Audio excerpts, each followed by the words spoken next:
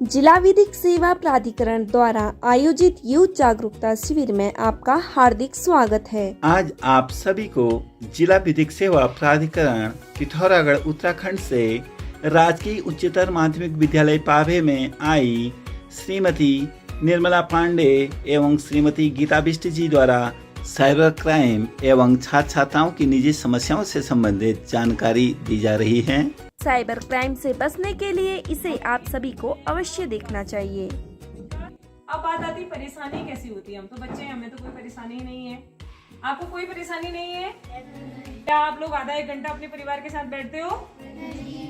सच में नहीं, इतना समय ही नहीं है आज की डेट में। फोन से आप गेम खेलते हैं। आपने न्यूज सुनी कि कई सारे माँ बाप के पैसे निकल गए? सुनते हो तो फिर भी गेम खेलते हो।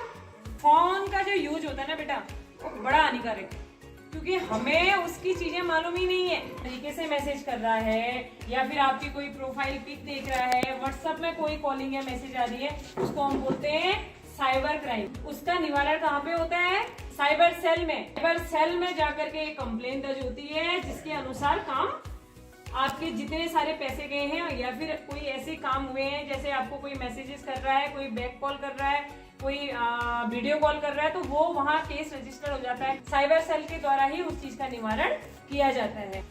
इसलिए साइबर का मतलब ये होता है कि आपको मोबाइल के अंदर घुसना ही नहीं है। आपको जितनी समस्याएं हैं वो अपने माता पिता से शेयर करनी है, अपने गुरुजनों से शेयर करनी है, ठीक है ना।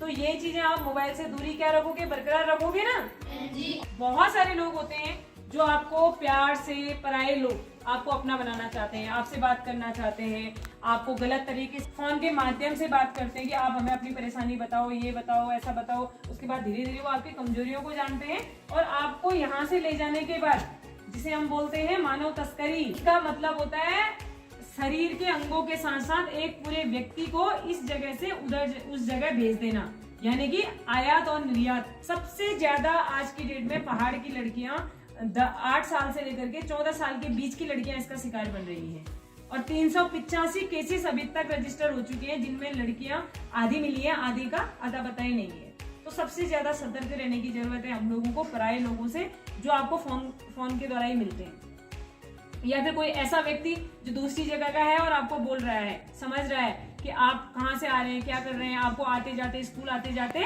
आपसे बात करना चाहता है, आपकी कमियों को जानना चाहता है कि कौन सी ऐसी कड़ी है जिस कारण आपके साथ बातचीत हो पाए और आप उसको सारी बातें बता दो। कि हमने पराये लोगों से और मोबाइल फोन से दूरी बरकरार रखनी है।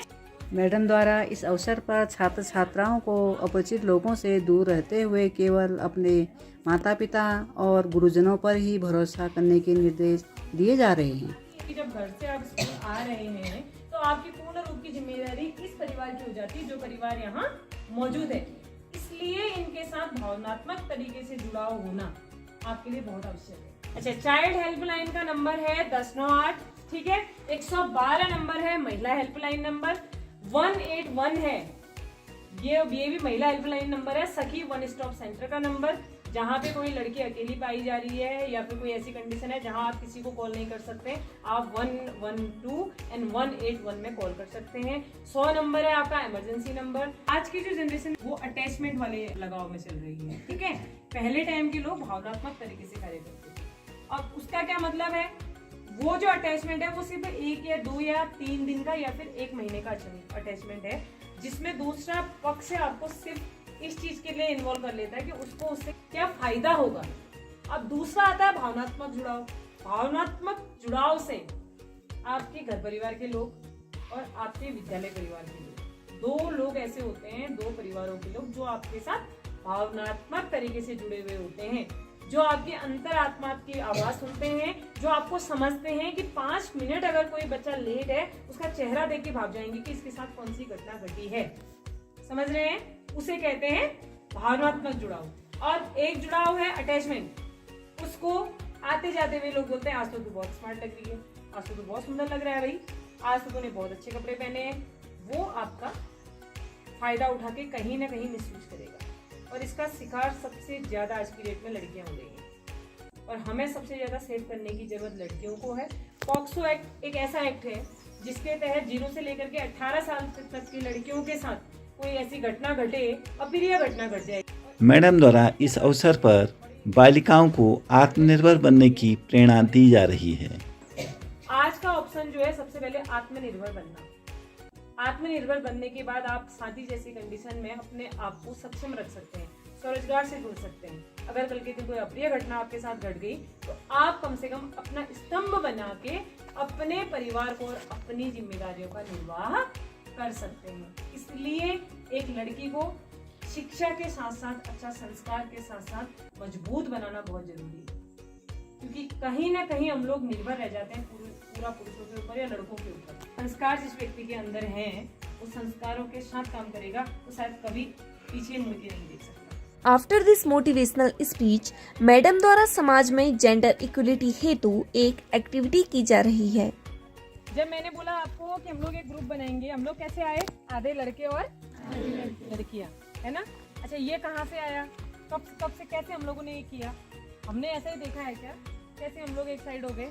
जब हम पैदा होते हैं ना, जुड़वा हो एक लड़का और लड़की पैदा होते हैं, सिर्फ लिंग का भेद होता है, बाकी वो एक समय पैदा होते हैं, एक जैसे रंग रूप से, उनकी भी बाल छोटे होते हैं और वो भी वैसे ही कपड़े पहनती है जैसे एक साथ। बड़ी होती है, लड़की के बाल कट दिए जाते हैं, लड़की के नहीं कटे जाते। वो कौन करता है? जोर से बोलना है। वो कौन करता है? हम कौन है? समाज का निर्माण कौन करता है? हम। अगर हम इसके खिलाफ आवाज उठाएं, सिर्फ लिंग का भेद है लड़का और लड़की, बाकी जो है समानता के तरीके से अगर हम चलें तो क्या हमारे बीच में कभी कोई प्रॉब्लम्स आ सकती है? नहीं आ सकती ना। इसमें न किसी को आरक्षण मिल सकता है, न किसी को स्पेशल ट्रीटमेंट मिल सकता है। ये जो आपने हाथ पकड़ा है ना, ये इसलिए पकड़ा है कि मैं आज से ये वादा करता हूँ कि मैं अपने विद्यालय को स्वच्छ रखने में सहयोग करूँगा और कोई भी समस्या आने पर अपने विद्यालय परिवार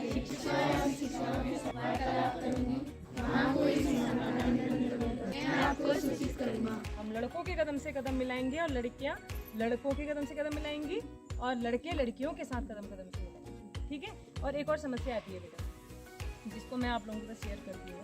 पीरियड्स होते हैं ना, लड़कियों को होते हैं ना। देखो, आधी लड़कियों के सर झुक गए। क्यों?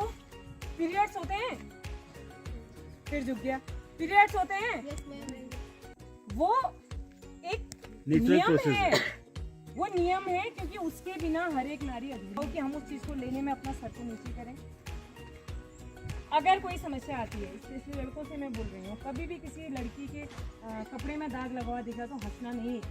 आपको अगर उसकी हेल्प की जरूरत हो तो आपने सहज बनाना है, आपने टीचर तक बात पहुँचानी है। अगर वो नहीं कह पा रही है तो इसे कहते हैं आपसी सहयोग। ठीक है। और उसको किसी ने ये गंदे तरीके से नहीं लेना, मुझे तो पीरियड हो गया, नहीं बेटा। वो एक ऐसा देवी हम लोग कहेंगे कि उसके बिना कोई भी लड़की अधूरी है। धन्यवाद। मैं ओके पहाड़ी चैनल आपका बहुत बहुत धन्यवाद अदा करता है।